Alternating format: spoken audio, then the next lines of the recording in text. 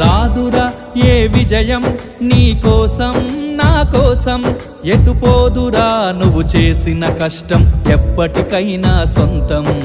కాలంతో పయనించే వాడికి కానిది ఏముంది, సాధనతోనే సాధ్యమవ్వునని సదాశయంతో సాగర ముందుకు. రాదురా ఏ విజయం నీ కోసం నా కోసం, ఎటుపోదురా నువ్వు చేసిన కష్టం ఎప్పటికైనా సొంతం.